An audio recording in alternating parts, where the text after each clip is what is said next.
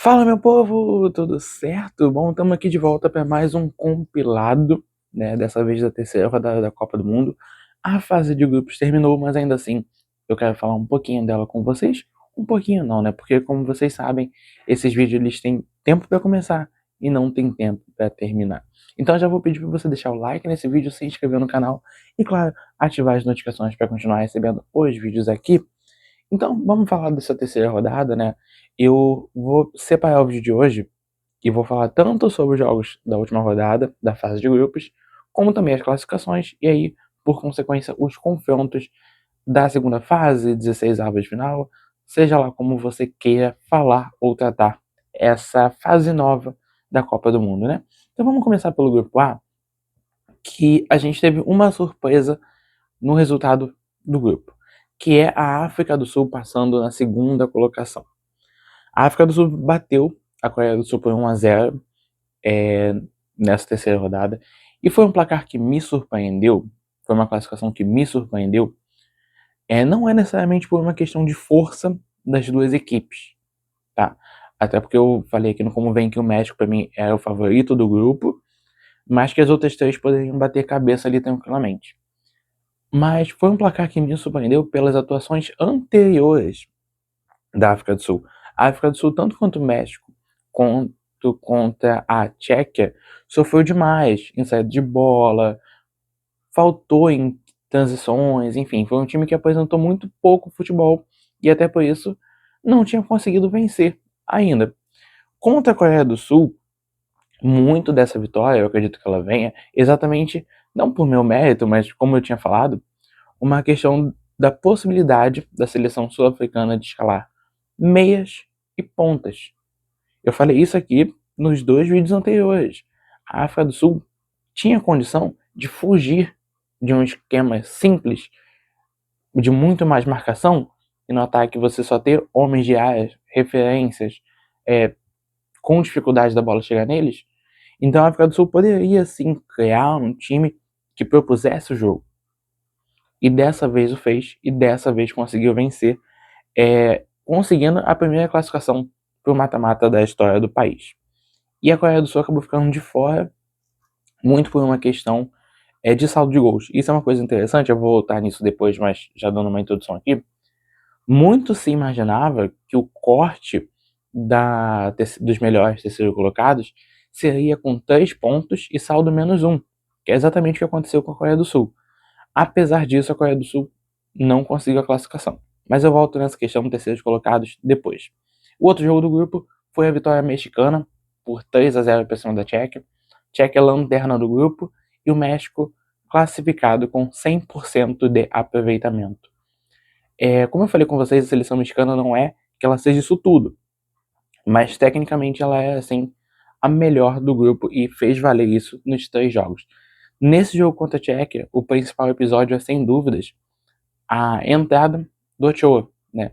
Existia uma dúvida antes se ele começaria de titular ou não, mas acabou que o treinador optou por deixá-lo no banco no começo da partida, e aí nos minutos finais, se não me engano ali na casa de 70 minutos, ele acaba entrando e participando desse segundo tempo da terceira rodada do México na competição.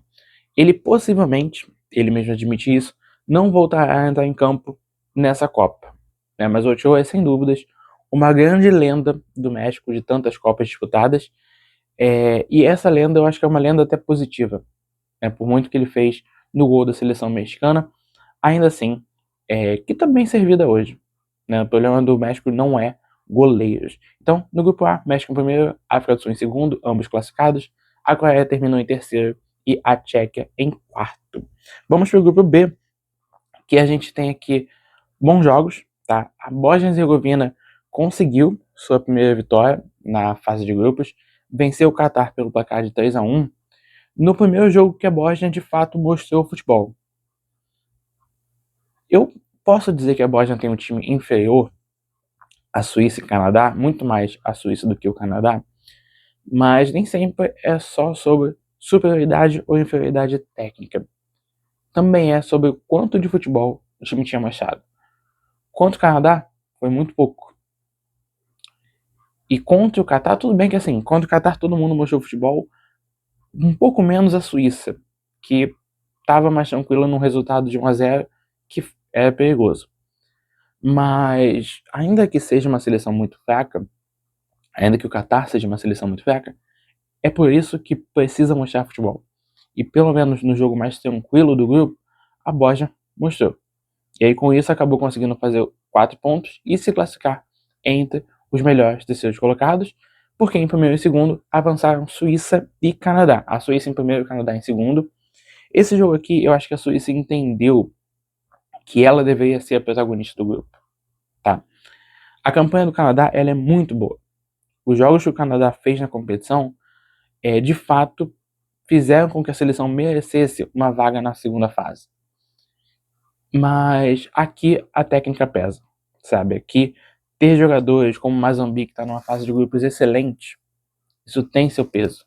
Então, para a Suíça, valeu uma questão técnica aqui.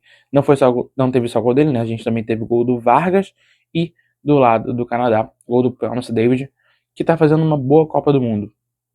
Então, são dois times que a gente pode ficar atentos, que a gente deve ficar atento, porque podem continuar na Copa mostrando futebol interessante. O Canadá já mostrou futebol interessante nos 3 jogos dessa fase de grupos. No grupo C, eu vou falar um pouco só sobre Marrocos e Haiti, 4-2. Marrocos veio para esse jogo com uma escalação reserva, praticamente o time todo de base reserva, um meio de campo muito mais próximo do que a gente viu nas Copas anteriores, né? Não tão jovem assim. E aí fez essa partida contra o Haiti numa das coisas que eu considero até uma justiça nessa Copa do Mundo, que é a Haiti terminar a fase de grupos zerado. Porque tanto no jogo inteiro contra a Escócia, quanto no primeiro tempo contra Marrocos, a Haiti foi melhor do que seus adversários. O Isidore foi titular nesse jogo, ele não tinha começado contra o Brasil, e ele mostrou o porquê dele ser esse principal jogador da seleção no quesito técnico. Porque ele é quem tem mais habilidade e porque ele precisa ser titular. Mas ainda assim, quando o Marrocos começa a trazer os jogadores de ponta a campo no segundo tempo, muito mais descansados e muito melhores também do que os reservas da seleção do Haiti, isso faz a diferença. E é aí que o Marrocos consegue fazer um segundo tempo bem superior e terminar a partida nesse placar de 4-2. O Brasil, como eu falei, contra a Escócia, avança primeiro, empatado no número de pontos com o Marrocos em segundo, mas a gente tem saldo de gol superior, né? 6-3. A seleção da Escócia terminou em terceiro e a seleção do Haiti terminou em quarto. Como eu falei, uma certa injustiça com o futebol que a seleção apresentou, terminar na última colocação sem pontuar. Porque em questão de desempenho, eu acho que ninguém vai dizer que a Escócia está jogando mais do que o Haiti, ou até, apesar de eu não gostar sempre de falar de merecimento, que a Escócia merecia mais do que o Haiti, a parte dos torcedores.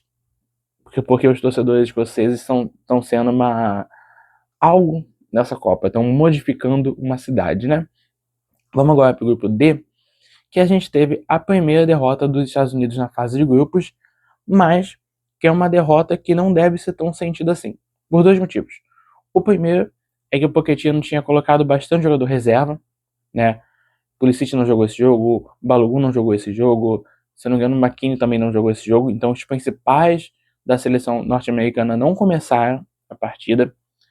E o segundo motivo disso não valer, da derrota não valer como motivo de preocupação, é porque ainda que fosse o time reserva, você tinha características muito semelhantes de jogo ao time titular. Isso foi o que mais me surpreendeu, porque já tinha me surpreendido na primeira rodada Estados Unidos jogar tão intensamente, de uma forma organizada, porque é uma seleção que tinha passado por diversas mudanças. Nesse jogo contra a Turquia, a gente viu que essa sincronia, essa forma de jogar, ela não se aplica somente a 11 titulares, uma modificação de 2, 3 de um jogo para outro, mas ela se aplica à equipe como um todo. Então, o começo do jogo, ele é novamente muito intenso. A questão é que a Turquia consegue se defender melhor do que o Paraguai no começo do jogo e do que a Austrália também. Apesar da gente ter tido gols cedos, né? A Turquia também teve uma questão de força ofensiva. O Yildiz talvez agora teve o seu grande jogo na Copa do Mundo. O Hakan Çalhanoğlu não começa jogando, não entra inclusive, mas o Yıldız joga para valer e decide. O Yılmaz também foi bem, enfim. A vitória da Turquia ela passa por uma questão de ser uma equipe que também conseguiu revidar os ataques norte-americanos, né? Então, diferentemente do que Paraguai e Austrália fizeram, então na última rodada acabou que a Turquia venceu por 3-2 os Estados Unidos. A Turquia com essa imagem talvez limpe um pouco a questão da decepção, né? Eu falei aqui que a decepção da Turquia ela não tem a ver com futebol jogado e sim resultado. E talvez até mais do que resultado, ter finalizado 62 vezes em 2 jogos e não ter feito gol algum. Nesse aqui fez logo 3.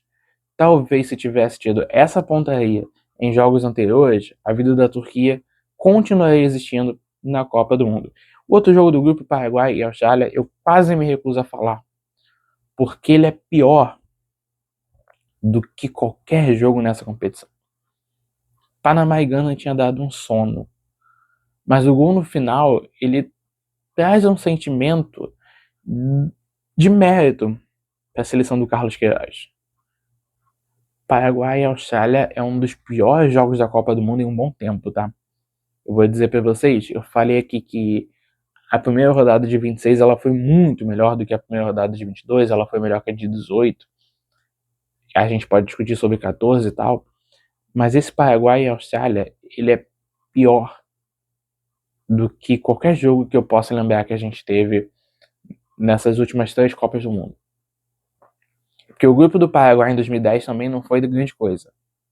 Lá a gente teve alguns jogos complicados de assistir. Mas esse Paraguai e Austrália foi um jogo muito ruim, que o Paraguai não finalizou na primeira etapa. No segundo tempo melhora um pouquinho. Talvez o único jogador da Austrália que tenha feito alguma coisa diferente foi o Volpato, mas ele toda hora também parava no Orlando Rio. Numa partida assim, trágica de assistir. Só que ainda assim, ambas as seleções conseguiram fazer 4 pontos e acabaram avançando para a segunda fase. E eu espero verdadeiramente que a Austrália faça mais jogos, talvez, como contra a Turquia, e que Paraguai melhore esse futebol, porque senão são duas seleções que vão dar adeus na Copa do Mundo logo na fase seguinte, pelo futebol que estão mostrando. Grupo E, falando primeiro da vitória da Costa do Marfim, 2-0 tranquilo, para cima de Curaçao. Talvez isso seja curioso, talvez seja a seleção que conseguiu colocar mais tranquilidade no jogo contra a Curaçao. No jogo contra a Alemanha e Curaçao, foi um 7-1, ok, mas você tinha um nervosismo da estreia, você teve um gol de Curaçao, você tinha uma Alemanha que, quando deslancha, beleza, mas que tem um sentimento até, tem um momento até deslanchar. A Costa do Marfim fez o jogo muito seguro e conseguiu chegar a 6 pontos no grupo. Também com 6 pontos terminou a Alemanha, que perdeu para o Equador de 2-1.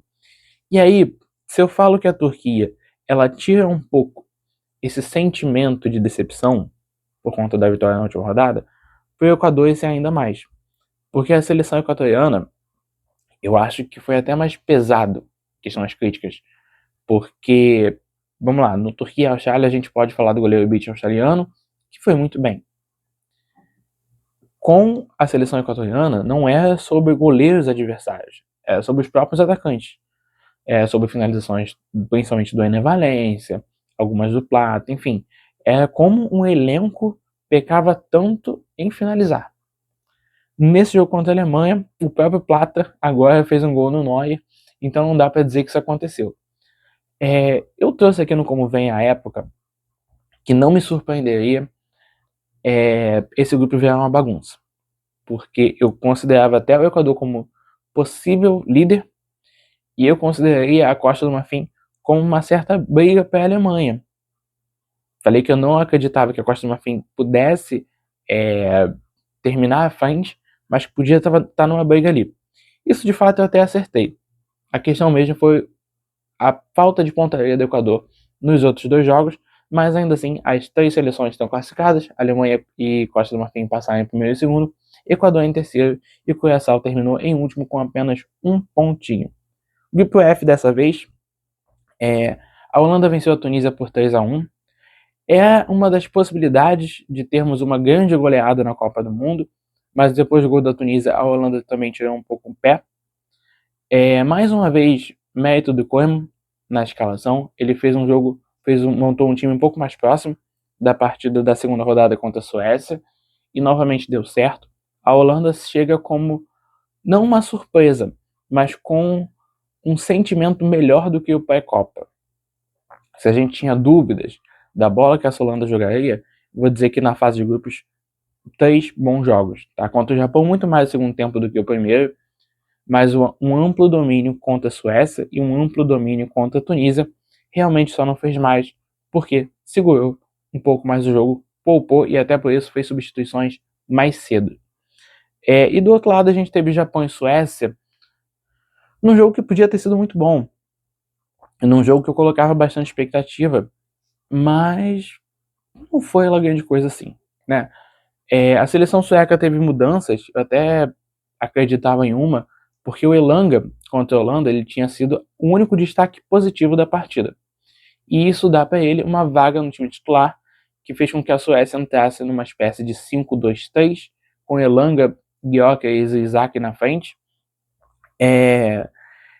que até funcionou muito mais para o Elanga do que para os outros dois. Tá? Mas a partida foi 1-1. O placar ele não modifica muita coisa no grupo, porque com esse placar as duas seleções estiveram classificadas. Quando eu digo que eu esperava um pouco mais desse jogo, é porque realmente a sensação de que depois que o empate está instaurado no placar, as seleções procuraram um pouco. O Elanga até chora no final do jogo, desaba, pensando que tinha sido eliminado, e alguém chega ali para avisar que não.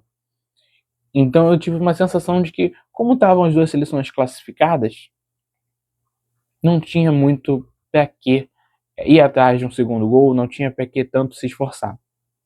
E de fato, o Japão passou em segundo, a Suécia em terceiro, como eu acredito que muita gente imaginava. Eu até cogitei o Japão passar em primeiro por algum momento no grupo, mas enfim, foi muito até também do duelo da primeira rodada entre Holanda e o Japão ter sido empatado e o Japão ter voltado a empatar aqui. Volto a falar do Japão depois, beleza? Grupo G, a gente teve um grupo mais equilibrado, e eu vou abrir falando de Nova Zelândia e Bélgica, foi 5-1 para a seleção belga. A Nova Zelândia talvez tenha apresentado o melhor futebol na primeira rodada, quando enfrentou a seleção do Irã, e na segunda rodada jogou muito bem no primeiro tempo contra o Egito. No segundo tempo já não foi tão assim, até porque o trio de Zico, Trezeguet e Salah foi muito bem, e eu volto a falar desse trio depois. Contra a Bélgica, a seleção da Nova Zelândia fez muito pouco. A discrepância técnica apareceu demais e a Bélgica talvez tenha feito o seu grande jogo na Copa, né? Com mudanças, o Castanho começou jogando, o De Ketelaere também começou jogando, o Lukaku até entra e faz um gol no final, Jeremy Doku voltou do nascimento de seu filho, da sua filha, enfim, e também fez um bom jogo. E eu acho que é isso, a Bélgica de fato mostrou, pelo menos em um jogo, o que veio. E eu espero ver um pouco mais dessa Bélgica, porque não é um time ruim, mas eu verdadeiramente entendo que tenha de ser um time muito mais focado nesses jogadores de uma nova geração, o Jeremy Doku, o De Ketelaere, o Rascan no meio de campo. O Tielemans não é tão da nova geração assim, mas é mais novo do que um De Bruyne, e eu acho que a expectativa ela vem muito sobre esses. E nesse confronto contra a Nova Zelândia, esse time funcionou. Tá? Não estou aqui dizendo que o De Bruyne jogou mal. Não, até porque ele segue muito importante. O Lukaku também entra e faz um gol no final, mostrando a valorização aos jogadores de uma geração anterior. Mas para essa Copa do Mundo, eu espero mais de uma geração que vem aí. E aí do outro jogo do grupo a gente teve um Egito e Irã. E aí eu vou entrar numa polêmica, né? Porque tivemos um gol do Irã nos acréscimos da segunda etapa anulado por impedimento. E não foi o único gol anulado por impedimento nessa última rodada que causou polêmica. E eu acho que a gente vai ter que se acostumar com isso. A gente passou muito tempo criticando, falando da dualidade, das dúvidas, da falta de critério com impedimento, das linhas erradas traçadas pelo VAR, e agora com impedimento semiautomático, por mais que a vantagem seja mínima, seja ponta de chuteira, seja um dedo do pé, o impedimento semiautomático vai pegar. Por mais que não haja vantagem, A regra é se há uma parte do corpo, excluindo o braço e mão, à frente do adversário. E ali é uma questão até do goleiro tava, enfim, fora do gol, né? Então só tinha um defensor, na teoria, precisam de 2 defensores.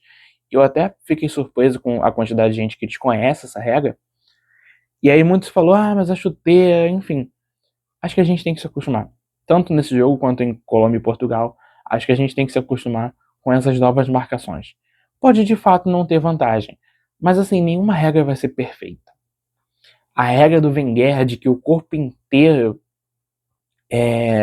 tem que estar à frente, e isso vai ser melhor para o futebol porque vai proporcionar mais gols, é uma coisa que vai mudar, assim, gente, demais da estrutura. É uma coisa que a linha de impedimento vai mudar, a tática de linha de impedimento, os treinos vão mudar a partir de crianças. Então vai ser uma nova forma de se posicionar. E eu não sei se eu sou tão favorável a essa mudança assim.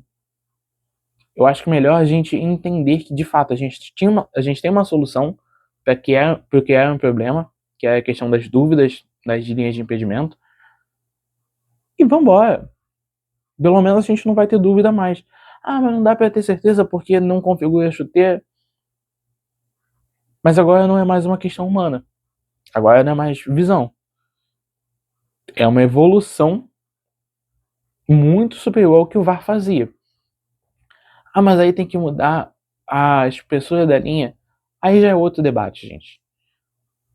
Se a linha tem que ser de um tamanho e não do outro, por que ela não pode ser do outro tamanho? Mas a linha tá muito grossa. Mas a linha tá muito fina. E se for um centímetro mais grosso, se for um centímetro mais fino, se essa linha mudar de tamanho, mudar de espessura, qual que é a diferença de critério? O que pode mudar? Sabe? Então a gente não vai ter uma regra perfeita e eu acho que é melhor realmente a gente só aceitar que a gente vai passar por isso. E no Brasil, logo nesse segundo semestre, né? Então, Egito e Irã acabaram terminando em segundo e terceiro no grupo, e a seleção iraniana, ela pecou por uma coisa que eu vou falar depois, né? Assim como eu tenho de falar também da Coreia do Sul. Mas vamos para o grupo H, que a gente teve a Espanha vencendo por 1-0 o Uruguai, numa partida completamente preguiçosa, numa verdadeira pelada, porque a gente teve jogadores jogando de qualquer jeito, a gente teve expulsão do Canóbio, a gente teve lesão do Nico Williams, provocada pelo De La Cruz. O Nico Williams reclamou nas redes sociais. Enfim, a gente teve chutão pra frente, a gente teve um jogo muito feio, um jogo que eu esperava bastante e entregou muito pouco. Talvez a única coisa que tenha movimentado essa partida foi o pé, porque antes do jogo, se eu não me engano, algumas horas antes, um dia antes, surgiu a notícia de que os jogadores da seleção uruguaia novamente se rebelaram com Bielsa, da forma de tratamento, da forma de jogo, da intensidade dos treinos, das escalações. E mais uma vez, né, essa terra arrasada já estava anunciada há 1 ano e meio. E então, assim, quando isso vem para a imprensa, quando isso é vazado, é muito difícil da equipe conseguir algo em campo. E de fato foi. Só que eu acho que não esperavam que até o único gol desse jogo ele viesse de uma falha assustadora do Muslera. E eu volto a repetir. Era pro Martin Silva ter sido titular em 14, era pro Rocher ter sido titular em 26. O Muslera, ele está de titular, ele foi convocado porque alguém o colocou ali. Então, até por isso o Bielsa merece ser responsabilizado.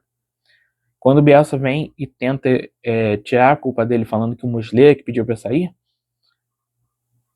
era pro Muslera não ter entrado. Era pro Rocher ter feito essa Copa. Não que a confiança minha no Rocher seja absurda. Eu acho que nem minha e nem de ninguém da torcida colorada. Mas a confiança do Muslera, ela não pode ser média, tendo errado há 16 anos na seleção uruguaia. E ainda mais nesse ciclo que ele não participa inteiramente, é exatamente o momento de colocar qualquer outro. Mas eu acho que o Rocher viria à frente na fila ainda assim. Então 1-0 para a Espanha, um jogo bem decepcionante. O Valverde chega a dar a declaração, porque ele foi um dos jogadores que participou de um certo motim contra o Bielsa, se eu posso chamar de motim. Enfim, a Federação Uruguaia também vetou o voo de volta, cada jogador voltou como quis, e quem já quis voltar, voltou, quem não, continuou. E também pode marcar um final de carreira do Bielsa, né? O Bielsa, ele que é esse personagem já há muitos anos, mas rancoroso, sem muita paciência, não quer olhar para foto, reclama que ele é só treinador e não uma pessoa midiática. Enfim, eu acho que essa marra ela só pode carregar quem passa por sucessos. E tem muito tempo que um trabalho do Bielsa não é bem sucedido. A gente vai lembrar do Leeds, mais recente, mas a gente vai lembrar de muitos outros, por clubes ou seleções, que ele muito mais estragou do que ele evoluiu. As ideias do Bielsa, do El Louco, podem ter sido boas, podem ter sido revolucionárias. O Bielsa, taticamente, pode ter fãs, como o próprio Guardiola. Mas nessa postura, não tem mais pra quê. Não tem mais pra quê. Se não tem vontade, é só sair. É só parar. E eu espero que o Uruguai se reconstrua para não fazer mais uma Copa do Mundo vergonhosa, tendo feito em 22, tendo feito também em 26. Outro jogo do grupo, Cabo Verde e Arábia Saudita, é a conquista. Ela vem muito mais no final do jogo do que durante os 90 minutos, né? Cabo Verde foi amplamente superior, mas pecou demais nas finalizações. Ainda assim, a partida foi 0-0, que deu a Cabo Verde a primeira vaga de uma estreante na fase final. Então, muito comemorado, o Vozinha apareceu, o Diney, que foi para mim o melhor jogador da seleção durante a fase de grupos, comemorou demais. Cabo Verde mereceu essa classificação pela valentia e pela coragem muito maior do que a seleção uruguaia teve. Então, talvez a grande história dessa fase de grupos seja Cabo Verde. Porque eu vou falar depois também da República Democrática do Congo, mas a história de Cabo Verde ela passa por segurar empates com 2 campeões mundiais. Num grupo que praticamente 95% das pessoas colocavam os dois como já classificados. Era um grupo que, no imaginário, inclusive meu, não teria um melhor terceiro colocado, de fato não teve, mas não teve por incompetência uruguaia. Então Cabo Verde está na fase final, está na segunda fase de Copa do Mundo. Vamos para o grupo I. Senegal chegou na Copa do Mundo, meteu 5-0 no time do Iraque. Ismail Assar jogou muita bola. Seleção sem Nicolas Jackson, que não trouxe problemas. E assim, acho que é de conhecimento público que eu particularmente não gosto de um time formado com o Nicolas Jackson no ataque, ou de uma seleção. E acho que a saída dele fez bem sim, da seleção de Senegal, que conseguiu se movimentar mais no campo. Uma neca boa também, desperdiçando bastante oportunidade. Mas eu acho que a saída do Jackson, ela forma um ataque mais interessante para Senegal. Com o Ndai, com o Sarr, com o próprio Mané. É um ataque de mais movimentação, é um meio de campo que também tem mais opções. Apesar de que a Copa Jackson não foi ruim, tá? Porque eu não gosto de um centroavante que acaba errando tanto. É um pouco sobre isso também. E a França venceu a Noruega por 4-1. A Noruega com time reserva. Haaland, treinador da Noruega, falaram que não acreditavam tanto nessa vitória, que o time reserva era muito mais para poupar. O treinador até fala, para que eu vou colocar o Haaland podendo sofrer uma lesão contra a França, se a gente já estava classificado. Eu não acho que aqui seja uma falta de confiança, tá? Eu acho que aqui seja um papo muito sério, muito real. A Noruega está de volta para uma Copa do Mundo 28 anos depois, e eu acho que sabe o seu limite. E como a Noruega fez um jogo muito duro e sai do campo contra o Senegal muito cansado, ainda mais tendo levado o gol nos acréscimos, um 3-2 que foi quase empate, teve conhecimento, teve estratégia ali. E a Noruega chega para uma segunda fase com o time titular um pouco mais descansado. O Deschamps retornou para esse jogo, ele que tinha viajado para a França por conta do falecimento da mãe dele, já voltou a solo da América do Norte. E a França em campo fez um jogo muito tranquilo, um jogo que finalmente desencantou os Mané Dembélé. Dembélé nunca tinha feito gols pela França na Euro e na Copa do Mundo. Ele só tinha feito gols em eliminatórias para a Euro e para a Copa, em amistosos e na Liga das Nações. Agora ele faz um gol numa das 2 competições mais importantes. E não só um, como 3. Né? O quarto gol veio da cabeça de Désiré Doué, partida que o Mbappé não marcou. e acabou se afastando um pouco mais da artilharia nessa corrida, se eu posso dizer assim, né? Tanto desse ano quanto das Copas em geral. Bom pelo BP que o Haaland também não apareceu. Então, os dois seguem com o mesmo número de gols e a França classificou com 9 pontos, mais uma seleção com 100% de aproveitamento. E olha, até esse ponto, eu falei de França, eu falei de México, e agora eu vou falar da outra seleção com 100% de aproveitamento, que é a Argentina. Só as três fizeram 9 pontos nessa fase de grupos de 12 seleções possíveis, né? De 48, mas aí tratando só a primeira colocada. A Argentina venceu a Jordânia por 3-1, uma vitória muito tranquila. Scaloni colocou um time misto, né? Um lateral titular, outro reserva. Julian Alves e Lautaro Martínez jogaram juntos. Nico Paz também começou o jogo e foi muito bem. Nico Paz está numa possibilidade de transferência para o Real Madrid, né? E o Messi começou no banco, como ele tinha dito antes para o jornalista. Ainda assim, o Messi entra e consegue fazer o gol dele. E eu agradeço a Argentina por um motivo, que é continuar criando cobradores de falta. Nem a falta do Lo Celso, nem a falta do Messi foram absurdas de cobrança. Mas é bom que a gente possa ver gols de falta acontecendo aí no futebol, e nesse jogo a gente viu 2. A Jordânia pelo menos continuou com uma média, claro que tem uma questão de ser estreante, não pontuou, mas pelo menos a Jordânia continuou com uma média de fazer um gol por jogo. Conseguiu contra a Argélia, contra a Áustria e contra a Argentina. A Argentina cresceu, né, gente? Se a Argentina é muito questionada na fase de grupo, antes da Copa começar, pelos amistosos que tinha realizado durante o ciclo, aqui a Argentina cresceu. O outro jogo do grupo, eu acho que talvez seja a maior loucura dessa primeira fase da Copa do Mundo, foi até o jogo final a ser terminado, que é Argélia e Áustria, um 3-3. Muito se falava antes do jogo que o empate classificaria as duas seleções com 4 pontos. E que isso poderia ser um grande problema, porque a gente podia passar pelo jogo da vergonha 2.0.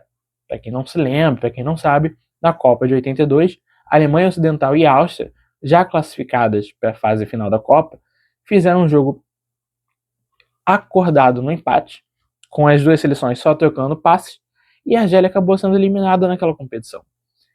Em 26, haveria essa mesma possibilidade, só que entre a Argélia e a Áustria, e o Irã ser eliminado. Então ficou muito na cabeça das pessoas. Cara, será que as duas seleções não vão fazer muito? Será que a Argélia vai querer se vingar e vai para cima? E o que aconteceu foi um pouco de tudo. A partida começou muito aberta e a Áustria consegue um gol com o Arnautovic.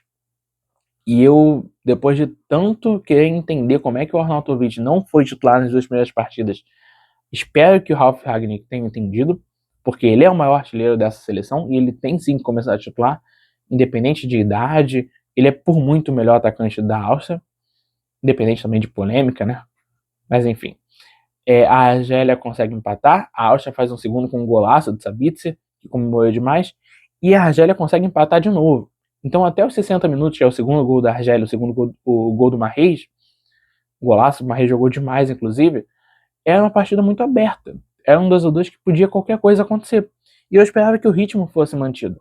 A questão é que depois do 2-2, aí sim a gente viu o que a gente menos queria ver, que é as duas equipes trocando passe, finalizando muito pouco. É um jogo de lateral para zagueiro, zagueiro para volante, volante para goleiro, aí errava a posse, enfim, um jogo muito manso. E a gente ficou por quase 30 minutos assim. Até uma bola ser lançada em profundidade para o Mahrez, e o Mahrez fazer o terceiro da Argélia, que estaria eliminando a Áustria da Copa do Mundo. É que ainda assim, se eu não me engano, aos 96 minutos, hoje eu não me preparei para a colinha aqui, mas a Áustria consegue um empate no final do jogo e dá números finais de 3-3 no confronto, classificando as duas seleções e eliminando o Irã. E aí, antes mesmo do grupo final, eu já quero falar de uma coisa que é um problema para a FIFA. A Argélia e a Áustria e outras seleções sabiam exatamente o que precisavam, porque elas jogaram depois do Irã. E isso não pode acontecer numa Copa do Mundo. Eu acho engraçado as pessoas no Twitter falando: mas é só a seleção vencer demais. É só a seleção do Irã fazer mais gol. Podia, mas isso não pode acontecer. Isso fere a questão da isonomia. Se as partidas na terceira rodada elas acontecem simultaneamente no mesmo grupo, né? Brasil e Escócia, Haiti e Marrocos jogaram à mesma hora, no mesmo tempo, é porque um princípio precisa ser zelado. Então, se na Copa de 78 a gente aprendeu que sim, última rodada, todo mundo tem que jogar junto, é para na Copa de 82 a gente ter entendido que Copas que classifiquem terceiros colocados também tem alguma situação de horário mais próximo. Ou a gente cancela esse negócio do terceiro colocado e vai para 64 seleções, e eu não discordo. Mas isso realmente vai precisar ser revisto, porque houve, evidentemente, não só contra o Irã, tá? Contra o Irã, contra a Coreia do Sul, e a favor de seleções que jogaram tardiamente nessa fase de grupos. Há uma certa ajuda, não da FIFA, mas há um ajuste que é feito, há um ajuste que é montado e que privilegia as seleções que jogam mais tarde. Então, acho que isso vai mudar para a Copa que vem. Não sei como, mas eu acho que a FIFA entendeu o problema que isso pode causar. Porque, como eu falei, seleções foram eliminadas e outras classificadas sabendo de outros resultados. E até por essa linha de corte, que era muito pensada em 3 menos 1, ela se tornou uma linha mais alta, que é de 3 saldo 1, se eu não estou enganado. Então vamos seguir para o próximo grupo. Vamos agora para o grupo K, que a Colômbia ficou em 0-0 com Portugal e a seleção portuguesa abre o olho, porque a Colômbia não veio 100% titular. O Córdoba tinha entrado no lugar do Luis Soares, o Arias entrou no lugar do lateral direito titular, um acho que está fazendo uma Copa do Mundo muito boa, é artilheiro da seleção com 2 gols. Teve uma mudança também na lateral esquerda, que o Mojica não começa jogando, mas eu posso até ver aqui quem começa a titular, é o Lucumi. Não, minto, é o Machado. Esse Lucumi é zagueiro. E a Colômbia tinha feito essas mudanças, Portugal tinha mantido mais um time, a questão é mais a Rubem Neves, e eu esperava que Portugal fizesse um jogo para cima, aproveitasse um bom embalo da goleada contra o Uzbequistão e fosse para cima da Colômbia. Não aconteceu. O jogo foi por 90 minutos da Colômbia e podia até ter sido de uma vitória. A questão foi que eu falei até anteriormente de um gol anulado por impedimento de ponta de chuteira. E aí eu repito o pensamento do jogo que eu falei. Então a Colômbia não surpreende a terminar a fase de grupos na primeira colocação, mas Portugal surpreende pelo pouco futebol apresentado. Porque o futebol que Portugal apresentou nessa Copa foi inteiramente e somente contra o Uzbequistão. Contra a República Democrática do Congo, contra a Colômbia, o país mostrou muito menos do que pode. Tudo bem que a gente sabia que a seleção do Roberto Martins, ela nem sempre esbanja futebol, é só a gente lembrar da data FIFA de março, mas é uma seleção que tem potencial, gente. É uma seleção com meio de campo de Vitinho, João Neves e Bruno Fernandes. Cristiano Ronaldo, que nem posso reclamar mais, mas Pedro Neto, que até foi bem, tentou algumas jogadas por velocidade do lado direito, tentou alguns escapes, mas enfim, tem João Félix, tem Bernardo Silva, tem um banco muito bom. Então a seleção precisa mostrar futebol. E o outro jogo do grupo, ele tem uma das grandes histórias também, que é a classificação da República Democrática do Congo na sua segunda participação de Copa do Mundo, a primeira com esse nome. O país virou confronto por 3-1 contra o Uzbequistão e conseguiu avançar entre os terceiros melhores colocados, marcando 4 pontos, deixando o Uzbequistão lanterna zerado na competição. Essa virada, ela tem muito mérito da seleção africana e ela mostra um certo heroísmo. Apesar de eu considerar Cabo Verde como uma grande história da fase de grupos, essa daqui também não pode passar batida, porque a República Democrática do Congo, ela cai para a repescagem africana, ela não consegue uma vaga direta, ela consegue sim vencer a repescagem africana e ela vai disputar a repescagem intercontinental e faz uma viagem muito sofrida para jogar em solo mexicano e lá consegue se classificar para a Copa do Mundo. Então, depois de tantos percalços para conseguir chegar à Copa, mais um percalço, mas agora é positivo, para conseguir se classificar para a fase final do torneio. Então, muito grande também a história da seleção da República Democrática do Congo. E vamos agora para o grupo L, que a gente tem Panamá perdendo 2-0 para a Inglaterra. Excelente partida de Harry Kane e de Bellingham. O Rashford entrou no lugar do Gordon. Tem uma mudança também do outro lado, que o Saka entra no lugar do Madueke. Mas eu acho que o destaque ele realmente fica nesses dois. O Tuchel tenta uma outra dupla de zaga e funciona, então é uma coisa positiva. Mas mostra como a Inglaterra é muito dependente das boas atuações de Harry Kane e Jude Bellingham.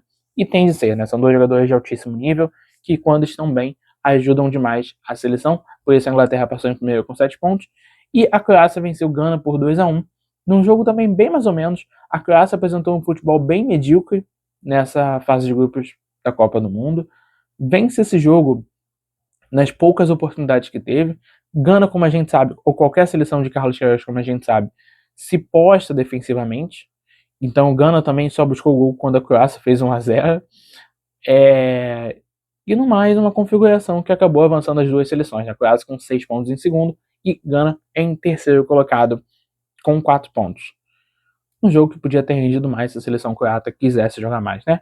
A seleção de Gana a gente não vai esperar muito futebol, como a gente não esperou contra o Panamá, que acabou vencendo, contra a Inglaterra, que acabou empatando, e agora contra a Croácia, que acabou perdendo, mas conseguiu fazer um número de pontos suficiente para avançar. Antes da gente falar dos confrontos na segunda fase, preciso dizer que, no geral, a gente tem seleções que surpreenderam, Cabo Verde, República Democrática do Congo. A gente tem seleções que até apresentaram bom futebol, mas também não avançaram. E seleções que decepcionaram a ponto de serem eliminadas, e seleções que decepcionaram, mas ainda assim seguem na Copa do Mundo, né? Vamos falar dos confrontos, então, de mata-mata. Eu vou numa ordem de chave e não numa ordem de dias, tá? Dia 29, às 5h30, a gente vai ter Alemanha e Paraguai. Acho que a Alemanha se classifica, tá? O Paraguai apresentou um futebol muito raso até aqui, com muitos problemas defensivos. Eu nem falei, mas nessa última rodada, o Paraguai, o Gustavo Alfaro até modificou a linha defensiva do Paraguai, sacou o Júnior Alonso, que vinha atuando como lateral esquerdo. E eu acho que a Alemanha, por mais que tenha seus problemas, tem o Emetia fazendo uma baita Copa do Mundo, tem o Wirtz, tem o Havertz, que também estão jogando bem, tem um Davi que talvez apareça titular, e eu não sei porque o Nagelsmann não o colocou ainda na vaga do Sané ou na vaga de algum outro jogador, mas acho que a Alemanha pode sim se classificar com certa tranquilidade, e o vencedor desse confronto vai enfrentar França e Suécia. A Suécia é muito criticada por ter escolhido jogar com o Brasil, com a França, perdão, já que a Suécia não foi tão pra frente no jogo contra o Japão, mas eu acho que a Suécia se colocaria numa situação difícil, independente do adversário. Aqui eu também acho que a França é a grande favorita que conseguiu mostrar o futebol que é esperado em Copas do Mundo. Por mais que o ciclo da França, até os amistosos recentes contra a Costa do Marfim e Irlanda do Norte, não tenham sido jogos maravilhosos, é uma seleção que a gente já viu por algumas Copas consecutivas crescer, e dessa vez não foi diferente. Então, muito possivelmente teremos uma Alemanha e França nas oitavas de final, repetindo um confronto que a gente não tem em Copa do Mundo desde 2014, quando a Alemanha nas quartas tinha vencido. Outra chave, a gente tem a África do Sul e Canadá, que é o único jogo de domingo. Jogo interessante, jogo que eu quero muito ver o que o Hugo Bross vai fazer nessa seleção. O Canadá eu acho que já tem um esquema mais pronto do que funcionou na fase de grupos. Coloco uma possível classificação canadense, tá? Uma seleção que mostrou mais futebol e que merece mais estar na segunda fase, mas para muito além de merecimento é realmente uma questão do que mostrou, do que pode jogar. E aí a expectativa fica sobre a África do Sul não errar de novo saídas de bola.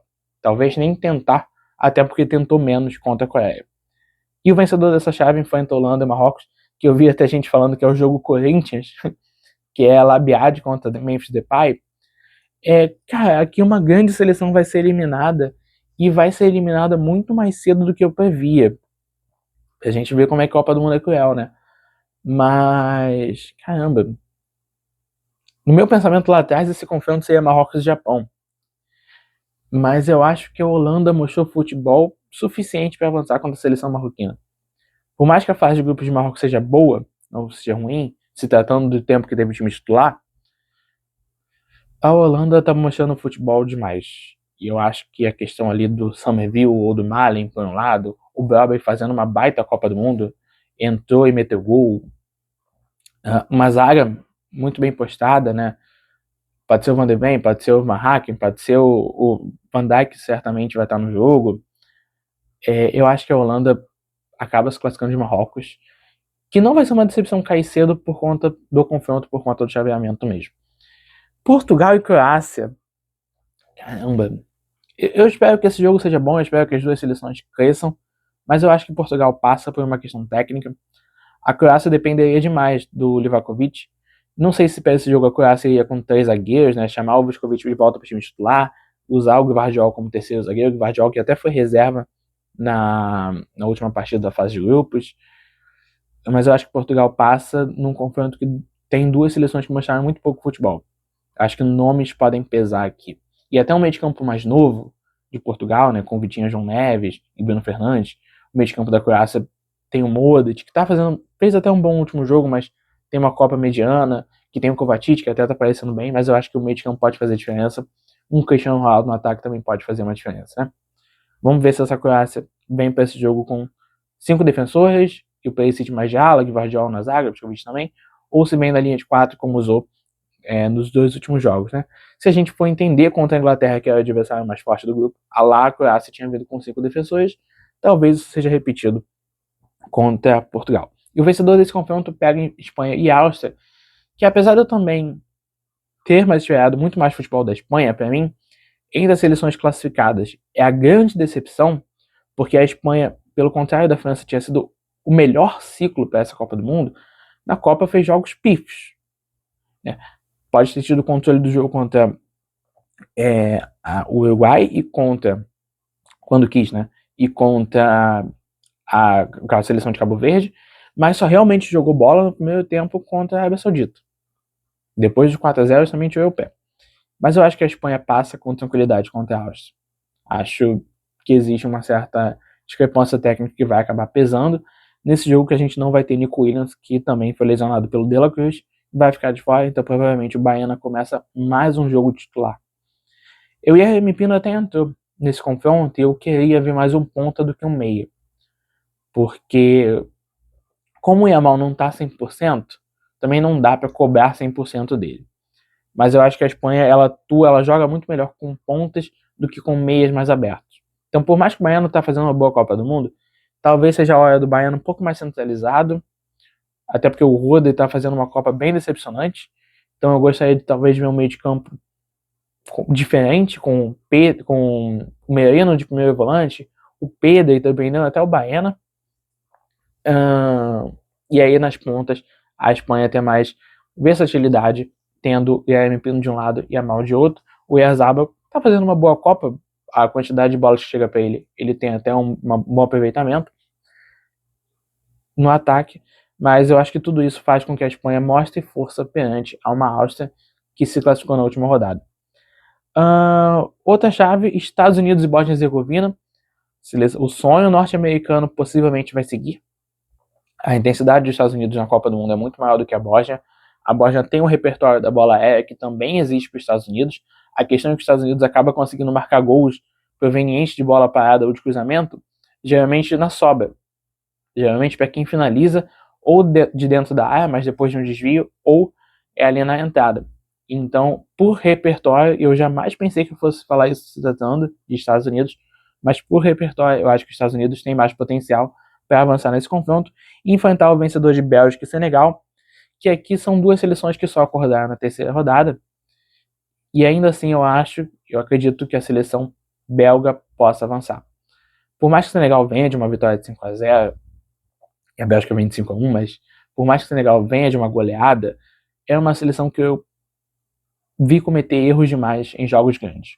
É uma seleção que pecou defensivamente contra a França e a Noruega, e também pode pesar o fato da gente não ter certeza se o Mendy vai ser titular ou não. É que o gol do Senegal, a gente não viu contra o Iraque, mas contra a Bélgica, o Mendy seria algo importante. Seria um jogador de bastante importância, até pela ofensividade que o time belga pode ter, mas ainda assim eu acho que a Bélgica consegue se classificar. Então vamos lá para Brasil e Japão. E eu só tenho um receio, tá? Para o jogo contra o Japão. E eu posso ser criticado, inclusive, pelo que eu vou falar aqui. Talvez, se esse jogo de Brasil e Japão acontecesse em 18 ou em 22, eu estaria mais confiante do que eu estou para esse ano.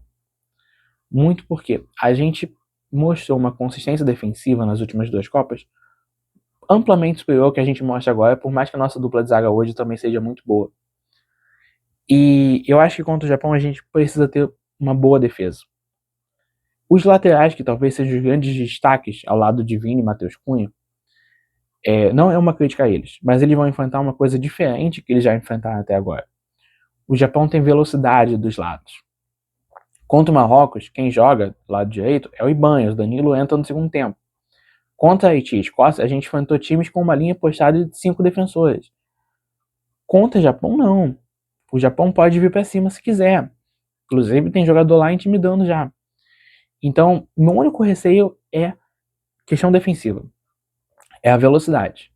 É ver Douglas e Danilo, mesmo que os dois estejam fazendo uma boa Copa, marcando jogadores velozes que vão saber, tanto se for o caso, cortar para dentro, quanto ir até a linha de fundo. E o Japão tem repertório, sabe? Não é porque é uma seleção de média baixa que não cruza. Uma seleção que usa a bola aérea, que fez gol de cabeça contra a Holanda.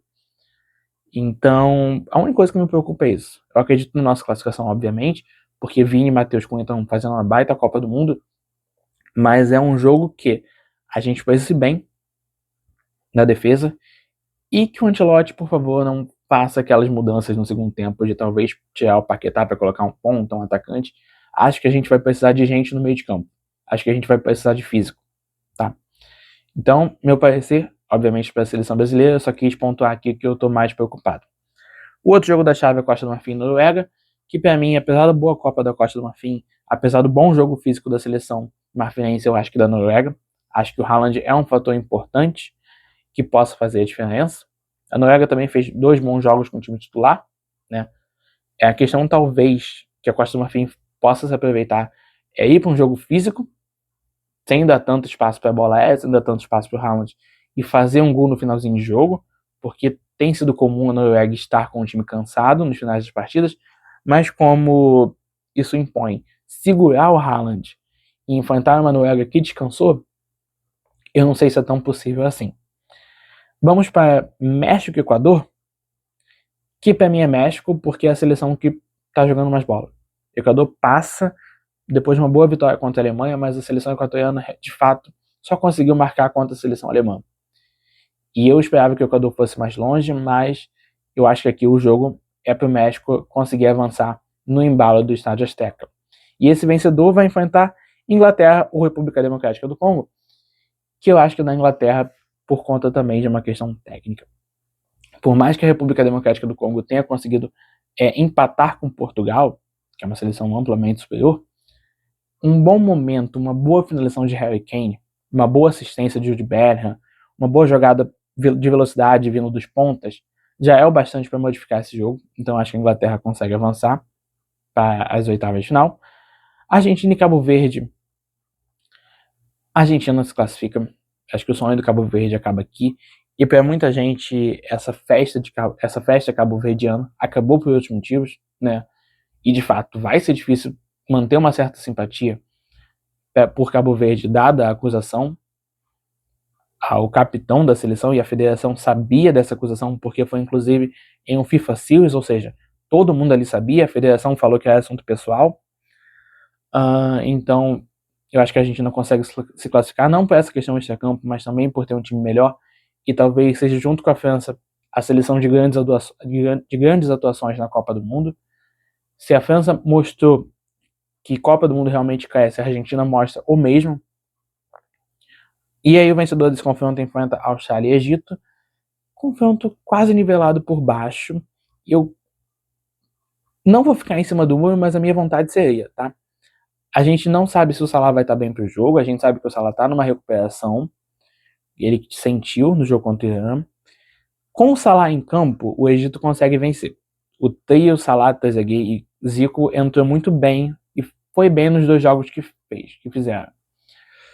Mas sem o Salah eu acho que dificulta, mas ainda assim eu vou de Egito, se eu tiver que dar um palpite aqui.